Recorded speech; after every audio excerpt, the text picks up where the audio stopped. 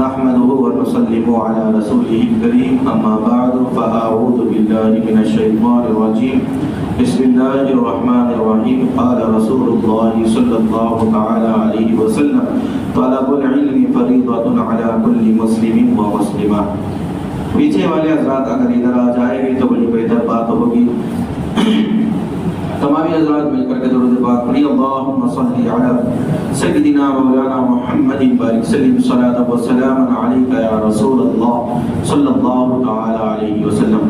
حضرات محترم، آج ہم غسل کرنے کا طریقہ سماعت کریں گے کہ غسل کس انداز میں کیا جاتا ہے اور اس کے کتنے فرائض ہیں. حضرات گرامی، غسل طہارت حاصل کرنے کے لیے کیا جاتا ہے اور یہ بہت ہی اہم بات ہے. اس کو سیکھنا ہر ایک کے لیے ضروری ہے. جب تک کہ غسل ہمارا صحیح طریقے سے نہیں ہوگا تب تک کہ ہم عبادت بھی نہیں کر سکتے، اور پھر بہت ساری مذمت ہمارے لیے بھی وعید بیان کی گئی ہے کہ انسان بے طہارت ناپاکی کی حالت میں جب تک کہ رہتا ہے تب تک کہ اس پر اللہ کی لعنتیں برستی رہتی ہے.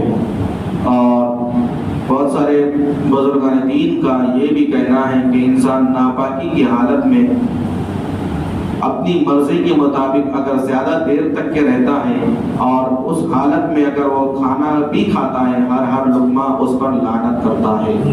تو یہ بھی ہم نے سوچنا چاہیے. تو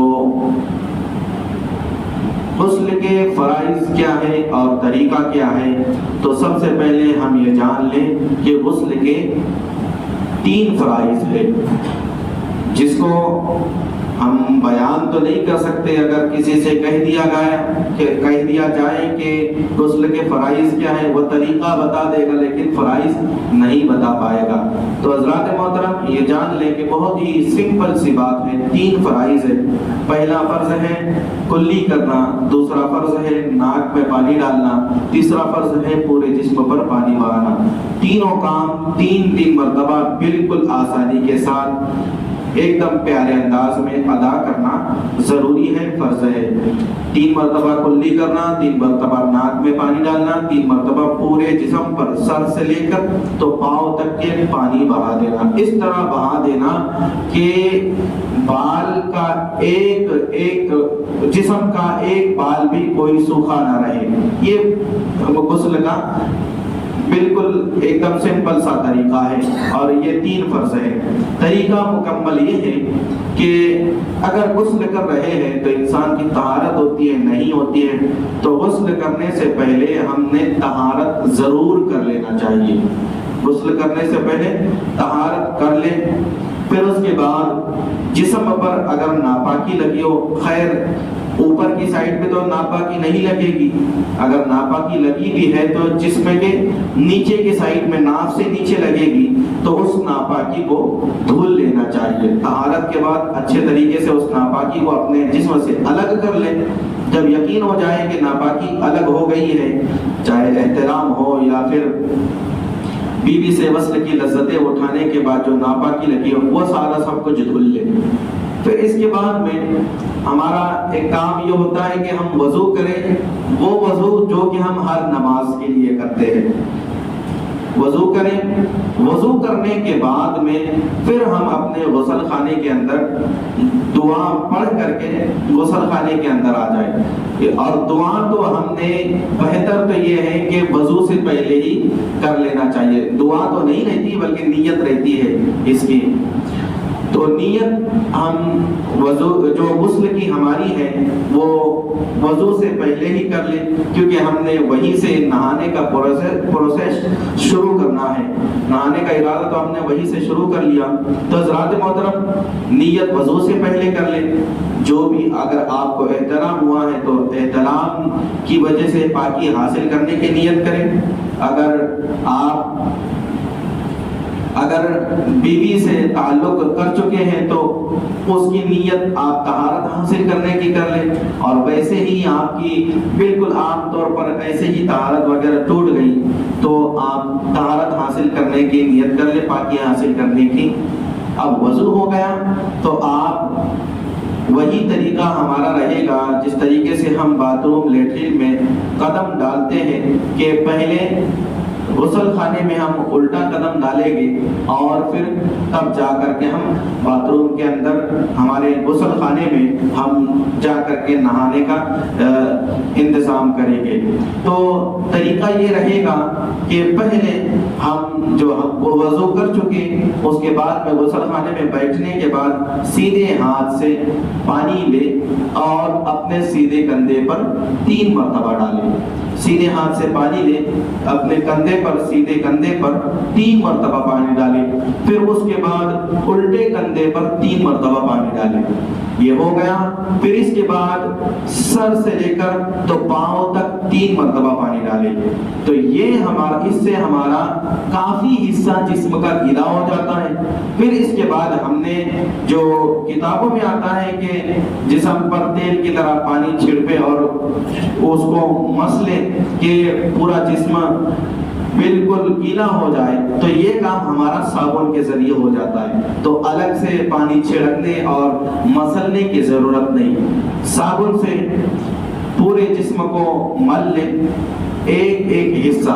بہت سارے حضرات کرتے کیا ہے، کوئی لنگی کے اوپر نہاتا ہے، تو کوئی انڈر ویئر کے اوپر نہاتا ہے، تو کوئی بولتا ہے نہیں نہیں مجھے ایسا خالی جمتا ہی نہیں، میں پینٹ کے اوپر نہاتا ہوں۔ اور جبکہ ان کا نہانے کا طریقہ یہ ہوتا ہے پانی اوپر سے بہاتے اندر سے بہاتے ہی نہیں، صابن اوپر سے لگاتے اندر سے لگاتے ہی نہیں۔ تو حضرات محترم ہوتا یہ ہے کہ اندر جو آپ کے اگلے پچھلے مقامات ہیں، یہ پیر آپس میں جوڑنے کی وجہ سے یہ ایک دوسرے کے بیچ میں دب جاتے ہیں اور پھر وہ صحیح طریقے سے گیلے ہو نہیں پاتے اور ان سے پانی بہہ نہیں پاتا، تو آپ کا غسل صحیح طریقے سے نہیں ہوگا۔ آپ چاہے کچھ بھی پہن کر نہائے یا پھر برہنہ نہائے، ایک بات یہ بھی ہے کہ جہاں پر کوئی نہ دیکھ رہا ہو وہاں پر برہنہ نہانے کی اجازت ہے، اور جہاں پر یہ خدشہ ہے کہ کوئی دیکھ رہا ہے یا پھر ہمارے دروازے کی کنڈی